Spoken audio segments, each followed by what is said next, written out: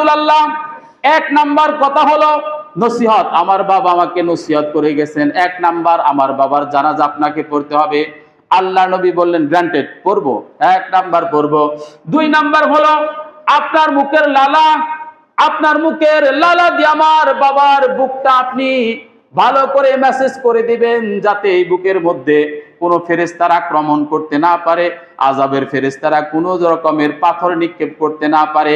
বিশ্বনবীর লালার এতটা দাম, আবু বকরের সাথে মুহাম্মদ সাল্লাল্লাহু আলাইহি সাল্লাম যখন গুহার মধ্যে মক্কা থেকে মদিনায় যাওয়ার সময় লুকাইছিলেন, একটা সাপ এসে আবু বকরের পায়ের মধ্যে কামড় দিয়েছিল।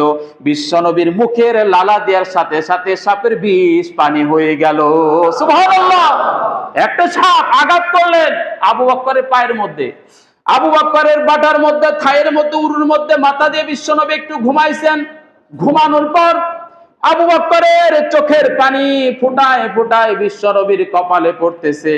হঠাৎ করে নবী জাগানা পেয়ে গেলেন, সজাগ হয়ে গেলেন। আবু বকর, তুমি কান্না করো কেন? তোমার স্ত্রীর জন্য কান্না করো, সন্তানের জন্য কান্না করো না। রাসূলুল্লাহ, কান্না করি না। তাহলে মক্কা ছেড়ে আসলা, জন্মভূমির মায়ে কান্না করো না? কান্না করি না। ইয়া রাসূলুল্লাহ, একটা সাপ আমার পায়ে দংশন করেছে, সাপের বিষে আমি কান্না করতেছি। আর তুমি আগে বলবা না? মুখের একটু লালা নিয়ে বিসমিল্লাহ বলে পায়ের মধ্যে লাগিয়ে দিলেন, সাথে সাথে বিষ পানি হয়ে গেল। সুবহানাল্লাহ বলেন। সেই নবীর লালা আপনি আমার বাবার সিনার মধ্যে মেসেজ করে দিবেন, 2 নাম্বার। 3 নাম্বারে হলো আপনার গায়ের জামাটা দিবেন, আপনার গায়ের জুব্বাটা দিয়ে আমার বাবার কাফনের কাপড় বানাবেন। আপনার জুব্বা যার গায়ে থাকবে সেই গায়ের মধ্যে জাহান্নামের আগুন স্পর্শ করতে পারবে না। সবাই বললেন ঠিক আছে। আল্লাহর নবী তো সব স্বীকার করলো। এই আল্লাহর নবী যাবে, বলো তো দেখি তোমার বাবার নাম কি? ছেলেটা দাঁড়িয়ে বলল, আমার বাবার নাম হলো আব্দুল্লাহ বিন উবাই ইবনে সলুল। আব্দুল্লাহ ইবনে উবাই ইবনে সলুল হলো মদিনার মধ্যে যত মুনাফিক আছে, মুনাফিকদের সরদার। মুনাফিকদের কি? সরদার।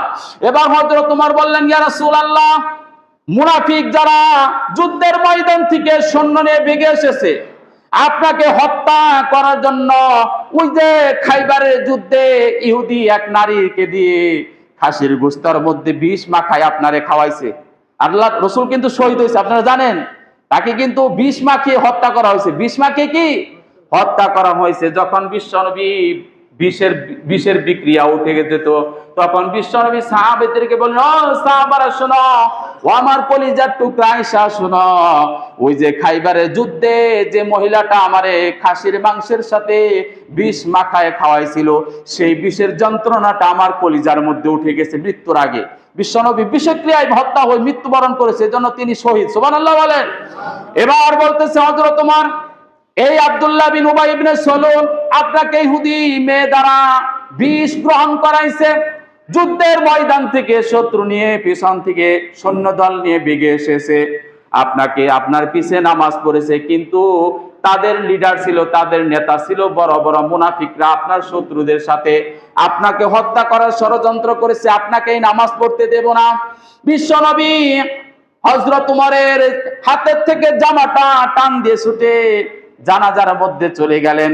জানাজার নামাজ পড়াইতে লাগলেন। প্রথম নামাজ পড়ালেন, আল্লাহ কবুল করলেন না।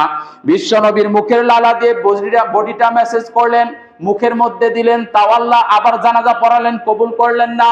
বিশ্বনবীর গায়ের জামাটা দিয়ে কাফনের কাপড় বানিয়ে আবার জানাজা পড়লেন, আল্লাহ কবুল করলেন না।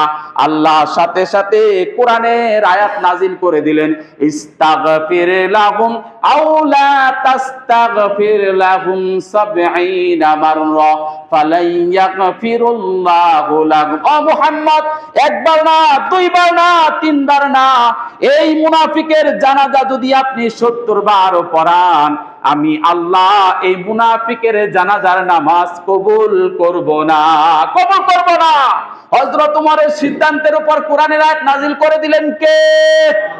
এরপর আল্লাহ বললেন, ও মুহাম্মদ, এইটাই ফার্স্ট, এইটাই লাস্ট, আর কোন মুনাফিকের জানাজা আপনি পড়াবেন না। কারণ এরা সব সময় আপনার পিছনে নামাজ পড়লেও মসজিদ থেকে বের হয়ে আপনাকে হত্যার ষড়যন্ত্র করেছে। এরা আপনার পিছে নামাজ পড়লেও আপনার ক্ষতি করতে চেষ্টা করেছে, এরা আপনার পিছে নামাজ পড়লেও এরা সব সময় ইসলামের ক্ষতি করেছে, ইসলামকে ধ্বংস করার চেষ্টা করেছে। এই মুনাফিকের মতো সর্দার আমাদের সমাজেও আছে না নাই?